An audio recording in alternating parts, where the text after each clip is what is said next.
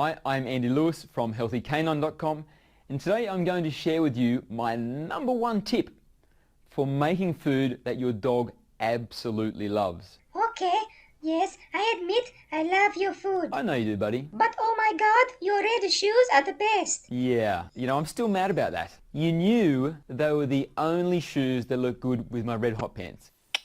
Smoking.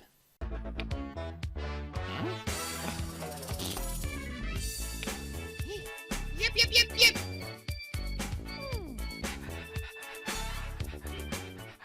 My number one tip for getting your dog to eat the food that you're serving is get the texture just right. Now, I'm not sure whether or not hearing that disappoints you, but I'm almost certain it probably surprises you. Probably you were thinking that I have some kind of special flavor. I put a special flavor in the food, and that's really going to tilt the balance and take my dog from rejecting it to eating it. Well, it's not. It's the texture. You get the textures right, and you can serve the exact same flavors which are being rejected right now, and your dog will start eating it. So the obvious question is, why is it texture and not flavor that's going to make the difference? Well, let me explain. You and I, we have 9,000 taste buds on our tongue, but your dog only has less than 1,500 taste buds. That's less than 20% of the sensory input regarding flavor that we receive. So when you're getting less information about flavor, it becomes less significant in the decision-making process about whether to eat it or not. But your dog, my dog, all dogs explore and manipulate their environment through their mouth.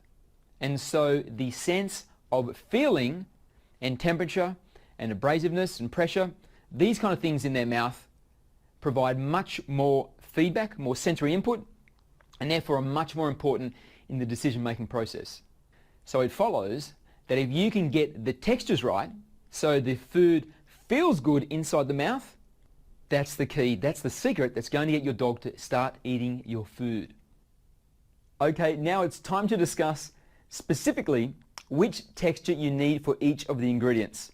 In any meal you cook at home for your dog, you should have these 4 main ingredients, which are protein, fibrous carbohydrate, which is basically a vegetable, starchy carbohydrate, which is things like brown rice or quinoa or oats, and fat.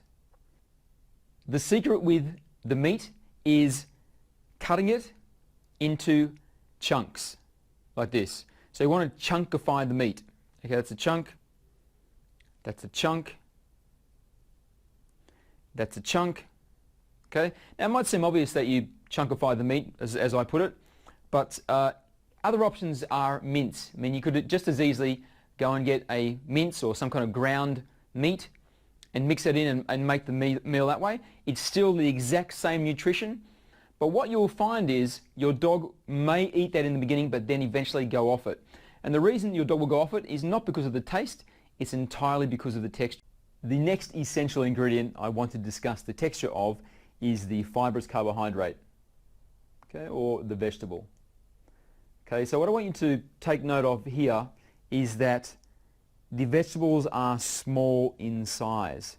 This is a really important textural characteristic of the vegetables. If you make them too large, so large that they are a half to a full mouthful for a dog, your dog won't eat them. But if you keep them small like this, so that they mix in with the other ingredients and aren't easily identified and isolated, then you have a much higher chance your dog's going to eat them. So make sure that you keep them small. So that's a bit of bean, that's a bit of carrot. There is one more that is also really important. So the first is that we have the right size. The second is that we have the right consistency. So you want to cook the vegetables so they offer very little resistance to your dog's mouth when your dog's chewing them. If they offer too much resistance in your dog's mouth, your dog won't like that and your dog will spit them out. Okay, so instead cook them thoroughly so they're actually quite soft. And you can see that's a piece of carrot. That's just crushing between my fingers very, very easily. The next essential ingredient I'm going to discuss the textural characteristics of is the starchy carbohydrate. In this case, it's brown rice.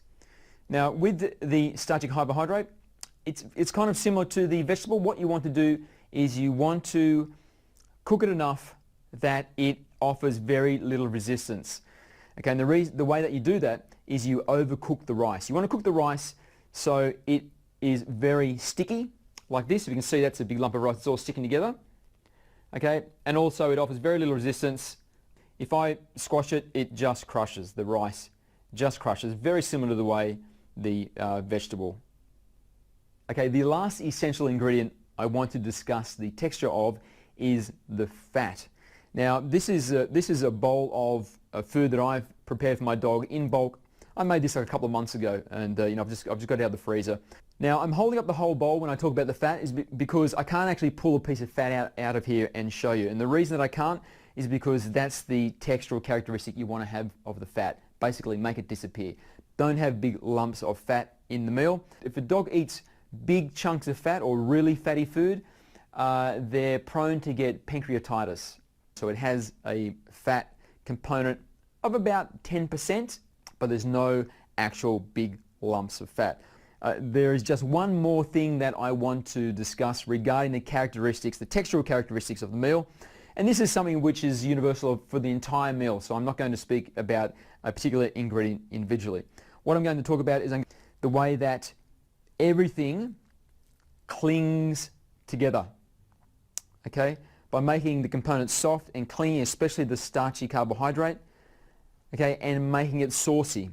Making sure there's enough fluid in there mixed in with the meat essence or the stock, whatever you use, that it actually creates like a bit of a sauce, a nice thick sauce that's sticking everything there together.